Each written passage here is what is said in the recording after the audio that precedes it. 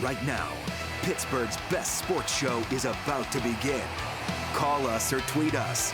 We've got things to talk about on the Ireland Contracting Nightly Sports Call, powered by FanDuel Sportsbook. All right, thanks a lot, Ken, and thank you for tuning into the Ireland Contracting Nightly Sports Call, powered by FanDuel Sportsbook. I'm Rich Walsh, and you can give us a call on the Borders and Borders hotline tonight. 412-575-2600 is the number on the Borders and Borders hotline. On the other side is Chris Mueller from 93.7 The Fan and the 93.7 The Fan Cam, and we can talk about a lot of things today. David DeCastro back at practice. This is huge news for the Steelers and their run game, and for Ben Roethlisberger, also working on his footwork, his arm angle. You saw the Patrick Hornquist trade, maybe potential. We don't know if it's going to happen. It's close. It's not close.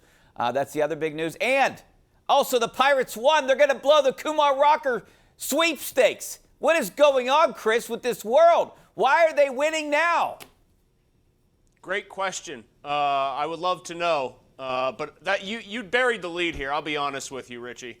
You buried the lead. You didn't mention the big story of the day. And that's that I believe you took the crown along with Jim Colony, Jerry Dulac, and I want to say Mike Dudurich maybe at the Tri-State PGA Media Appreciation Day. So here's what I need to know.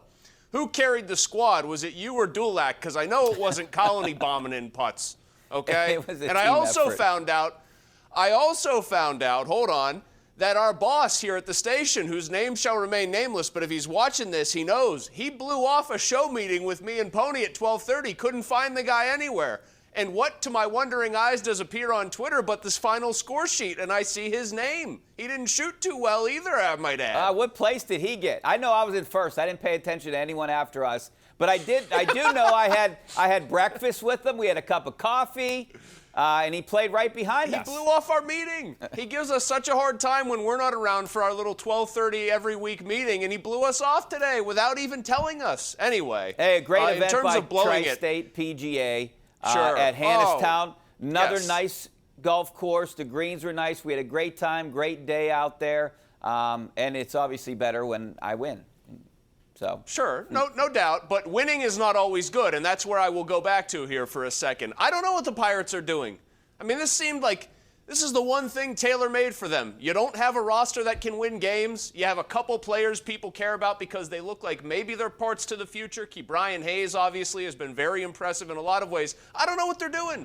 And this is the problem here. Everyone wants to see a team tank when they know they're not good. They say, hey, get us the best draft pick possible. Get us the Kumar Rocker sweepstakes winner here, because that looks like it's going to be what baseball ends up doing, obviously. No lottery system or anything like that.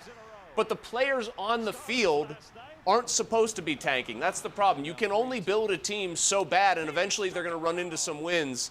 But I still think the Pirates have a very good chance to secure the #1 overall pick here. I am not giving up the ship, so to speak. I still think the Jolly Roger will take on enough water to make sure that they're picking first overall. I'm not giving up either, Chris. And here's my question to you before we start taking phone calls and go to break here. So they have a 2-game lead. They're 17-39. And the Rangers are 19-37. So they have a 2-game lead, 4 games left for both teams.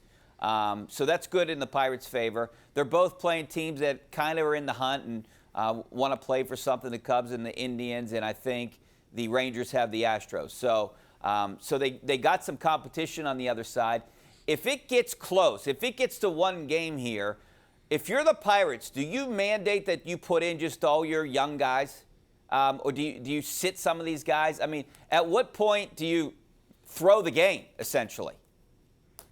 Does the name Vincent Tremblay ring a bell? That guy played goal for the Penguins down the stretch in 1983 it was, and they got a guy named Mario Lemieux and not Kirk Mueller as a result. So I don't know. Did I just answer your question there, Tremblay? I don't think ever played another NHL game after that season. So there's my answer to your question. Yeah, I'm not saying Kumar Rocker's Mario Lemieux, but I think the point stands here. Yeah, I think you have to just try to play your young guys, and you don't want to lose on purpose, but you don't want to win. And you were in last place all year. So, all right, switching gears a little bit here to Patrick Hornquist before we take break. Hornquist was traded, held up, not traded. So where are we with this Hornquist thing? I'll tell you what, Chris, I'd be a little disappointed if he wasn't traded. I was kind of excited to hear this news. Not that I don't like Patrick Hornquist. I just think he's overpaid. You need to get younger and faster. and he didn't fit in the top 2 lines anymore. So they needed to unload him. They also need to unload Jack Johnson and Matt Murray, too. Well, a couple quick things here. Hornquist was a warhorse for them, obviously, and they don't have the 2 cups that they won back-to-back without him. I think he was that important to this team. His power play time, though, his role was diminishing. He wasn't a top 6 forward. The contract was bad, and he's in his early 30s playing a style that doesn't translate. Assuming this deal goes through for Matheson, we talked to Bill Lindsay, who's of the NHL Network. He's Florida's color analyst, and he said this is a guy that if he's in the right situation, maybe a team can snap him out of it. First-round pedigree, a great skater. If they make this deal happen, they've got to get rid of Jack Johnson, you would think, because they'd have 6 left-shot defensemen, and that just isn't something that this team likes to stockpile. They like to have guys playing on their strong sides. I hope the deal goes through. I don't think it's like a world beater. I think there's real risk involved, but it gets them younger and faster, which is still the MO that I think they try to court. My only concern before we go to break is that he is like the heart of that locker room. Everyone likes him. He's a gritty guy. Everyone looks up to him. But at some point, you got to move on from that. All right, Chris, we're going to take a break. Back with more of your phone calls, some of your tweets coming up next. 412-575-2600 is the number.